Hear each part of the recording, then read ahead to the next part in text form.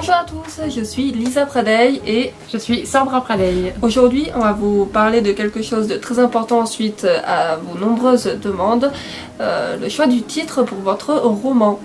Donc vous allez voir que c'est effectivement très important et pas facile du tout. Sandra, est-ce que tu as un premier conseil à donner pour le choix du titre?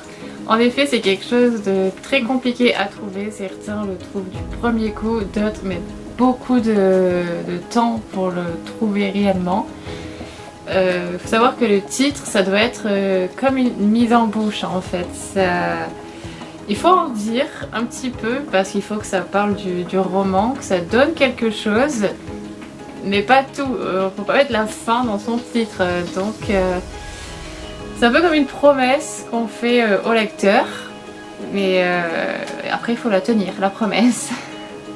Il faut qu'on voie en fait l'idée générale du roman dans le titre. C'est ça. Et c'est pas facile du coup de choisir quelques mots, 2 ou 3 mots, parfois un seul, qui définissent l'idée générale et une idée originale parce qu'il faut éviter les clichés quand même. C'est ça. Et ouais. Donc par exemple, l'idée générale, ça peut être le fil conducteur de votre roman ou voire de votre saga. J'ai déjà beaucoup parlé de l'épée de vérité. L'épée de vérité est un élément qu'on retrouve tout au long de la saga. La vérité est un thème qu'on retrouve également chez le héros et tout autour de l'histoire. Donc c'est un fil conducteur qui fait un très bon titre de saga.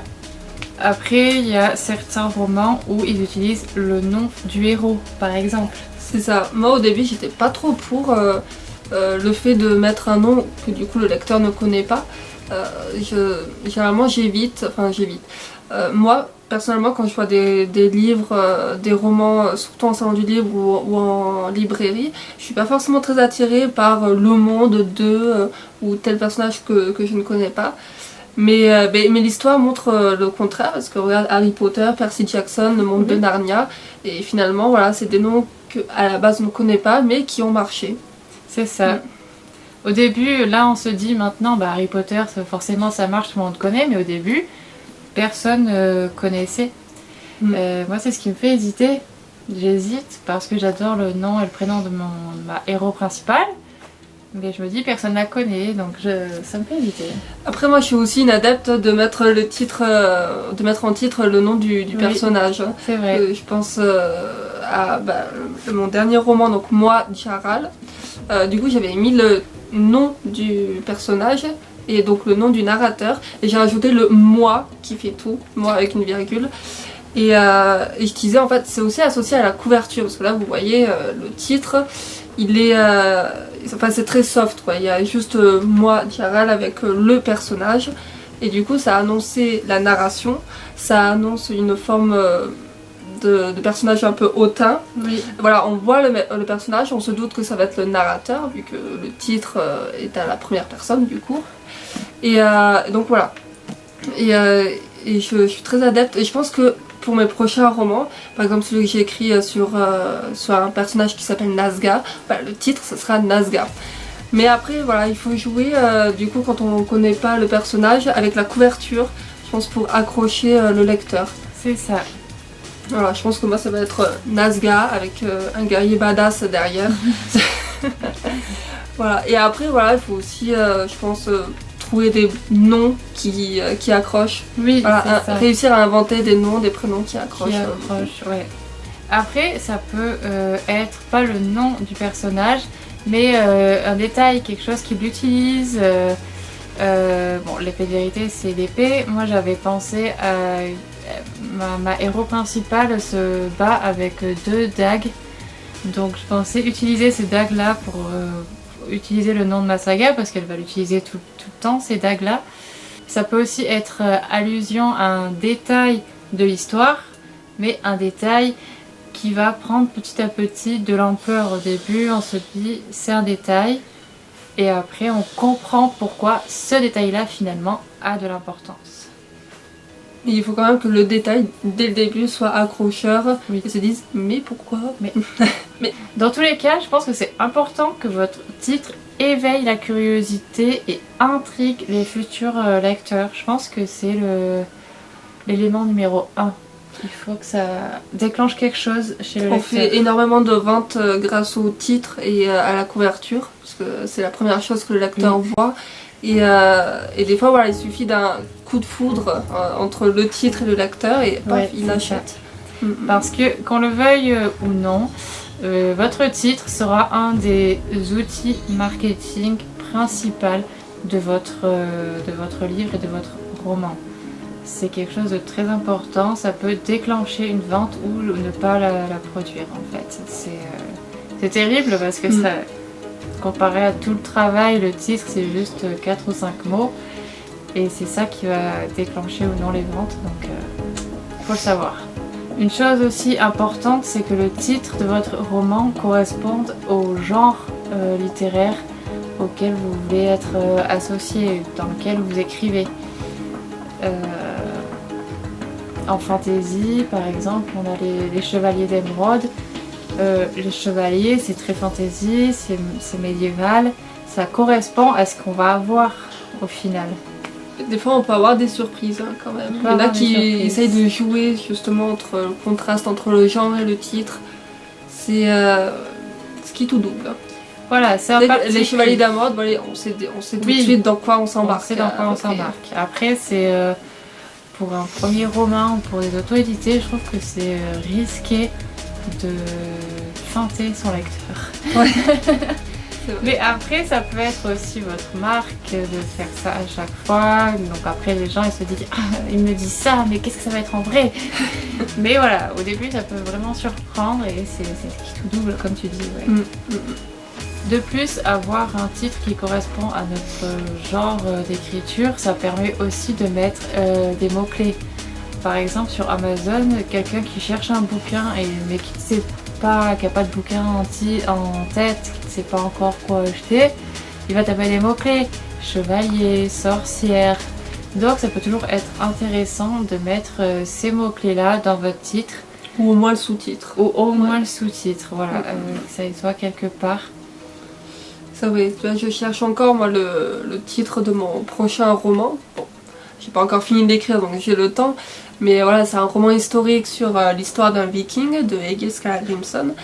Et du coup, voilà, tu vois, au début j'étais persuadée que j'allais mettre Egil Skallagrimson dans le titre pour que comme ça, ceux qui tapent le nom, parce que c'est quand même un véritable personnage qui apparaît dans une saga islandaise, je voulais le mettre dans le titre du coup. Et puis je me rends compte qu'il, hélas, il n'est pas si connu que ça dans le milieu. Bon, voilà. Du coup, toi tu me conseillais de mettre Viking dans le titre. Moi je suis pas trop fan parce que pour moi c'est le cliché de mettre Viking, tu vois, dans le titre. Peut-être en sous-titre, je sais pas. Oui. Et Egil Skallagrimson et dessous le Viking de ou enfin. Voilà, pour pas confondre non plus avec la saga qui s'appelle la saga d'Egil Skallagrimson. Donc voilà. Comme quoi, trouver un titre, des fois ça paraît évident, puis plus on y réfléchit, plus on a de doutes. Ouais, c'est ça. Donc voilà, il va falloir trouver une réponse. Ouais, et demander l'avis aux gens. C'est ça. Ensuite, j'avais lu un article, je sais plus sur quel blog littéraire. En moyenne, les titres de romans, titres plus sous-titres, comptent entre 23 et 25 caractères, ce qui fait en moyenne 4 mots pour titre et sous-titre. Donc il faut qu'il soit pas trop court, sinon vous pouvez pas mettre de mots-clés, pas trop long non plus. Dans l'idéal, même s'il y a toujours des exceptions, on peut toujours citer les exceptions. Mais la moyenne c'est ça, entre 23 et 25 caractères, titre plus sous-titre. C'est limité quand même. Et après il y a des exceptions. Il y a des exceptions. Il y en a qui sont adeptes des titres très très longs. Comme on en parlait tout à l'heure, l'incroyable voyage, l'histoire du fakir qui est resté coincé dans une armoire Ikea. J'arrive jamais à le dire correctement le titre. Je pense que c'est ce qui a fait le succès de Romain Puertola. Je crois que c'était son premier roman, il me semble. Et c'est ce qui a lancé le truc. Moi j'ai en tête aussi un titre, Les gens heureux boivent du café et lisent un livre. Je crois que c'est ça, oui. Quelque chose comme ça. Et du coup, c'est super connu en plus. Ouais. Mais il me semble que c'était aussi son premier roman. Ouais. Donc, et du coup c'est intriguant et il y a des mots-clés. Il y a des mots-clés, ouais. Mais voilà, l'auteur qui a sorti ce roman, elle respecte le code maintenant. Tous ses titres sont à peu près dans la même tranche. La couverture est toujours en noir et blanc, je crois. Donc elle a su trouver une image par rapport au titre et à la couverture. C'est ça. Et c'est ce qu'il faut faire. Hein. Mais il faut trouver son image et sa marque en tant qu'auteur. C'est presque indispensable. Il n'y a pas que le titre en lui-même auquel vous allez devoir penser, il y a également la mise en forme. Dans tous les cas, votre titre il va devoir quand même prendre beaucoup de place sur la couverture, de sorte à ce qu'il soit lisible en format vignette Amazon. Le titre et le sous-titre doivent être visibles en format vignette Amazon, parce que c'est comme ça que vous allez accrocher justement les lecteurs qui font défiler les livres. Ils vont pas cliquer sur chacun pour lire le titre, donc ils vont être attirés par ceux où ils voient le titre et le sous-titre facilement. Ceux qui font beaucoup de recherches de livres sur internet ou notamment sur Amazon, des fois, même moi je vois passer des vignettes et si on voit pas le titre visible, il faut que le titre nous accroche même de loin. C'est pour ça moi quand je fais les couvertures, généralement je la mets en toute petite à la fin pour voir en vignette qu'est-ce que ça donne. Et si en petite vignette ça rend bien, on voit bien le titre, dans ce cas là c'est bon. Une autre chose sur la mise en forme, ce qu'on conseille vraiment c'est de ne pas utiliser plus de 2 polices pour le titre et le sous-titre, et même pour le nom d'auteur. Je regarderai une des polices du titre et du sous-titre, mais peut-être un peu modifiée en gras ou en italique, mais pas s'éparpiller sur les polices. C'est toujours une histoire de lisibilité en fait. Plus il y a de polices différentes, plus ça va demander de l'effort au futur lecteur de comprendre le titre, et du coup les internautes, les lecteurs n'aiment pas faire des efforts. C'est ça. Moi au début, mes premiers romans, je mettais tout le temps des titres un peu... des polices un peu à la One Again. J'adorais tout ce qui était un peu farfelu et tout ça. Et maintenant, en fait, je deviens de plus en plus soft dans mes couvertures, dans les polices d'écriture. Parce que en fait, plus c'est soft, plus le lecteur va voir tout de suite de quoi il s'agit. Et parfois, on a tendance à vouloir à tout prix mettre des polices... avec beaucoup d'arabesques, surtout dans la fantasy, c'est vrai, il y a beaucoup d'arabesques et tout ça, mais ça ne retient pas l'œil. C'est très beau, c'est magnifique, c'est choupinou, mais ça ne retient pas l'œil du lecteur.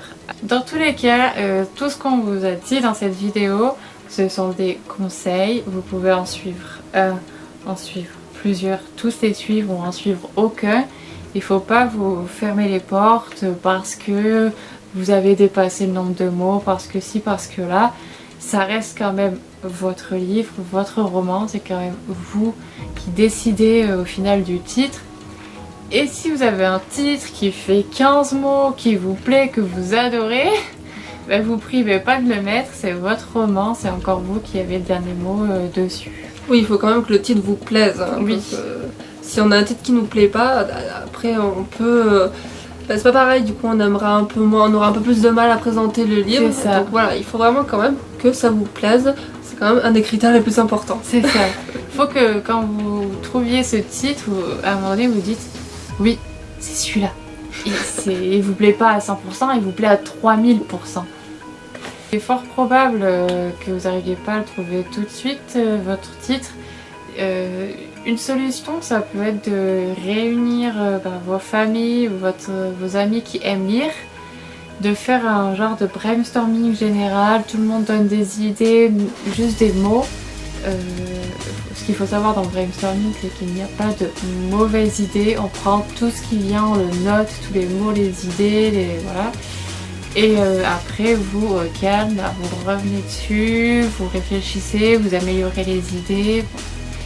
Et ça peut donner cours à des idées que vous n'y aurez pas pensé tout seul. Et puis bon, ce sont des lecteurs, donc c'est un petit peu le personnage aussi, donc c'est toujours des bonnes idées à prendre.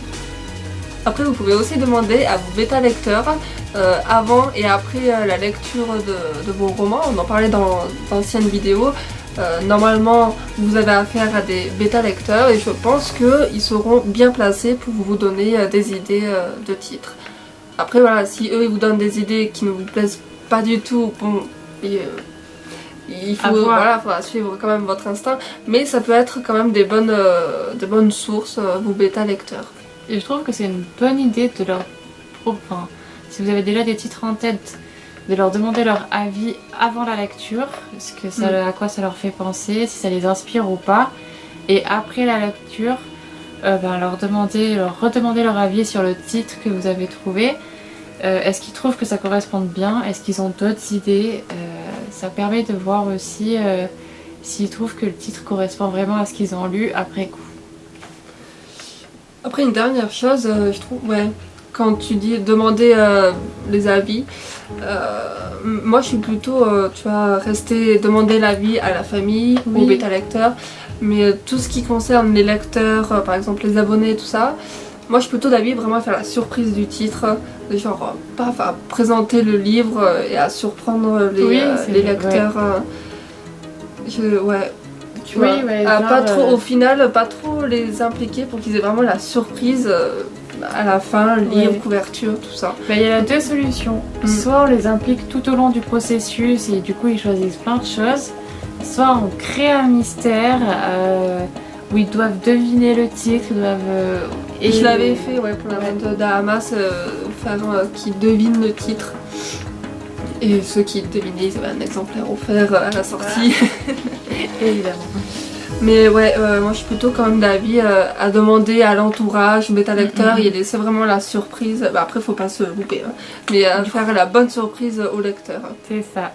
Sur ce, merci beaucoup d'avoir regardé cette vidéo. Si cette vidéo vous a plu, abonnez-vous à la chaîne si ce n'est pas déjà fait. Et suivez-nous sur notre compte Instagram. Enfin, sur son compte et mon compte Instagram. Oui, je sais, ça fait 2 fois plus de boulot, on est désolé. Et on vous donne rendez-vous pour une prochaine vidéo. Bisous. Ciao, ciao.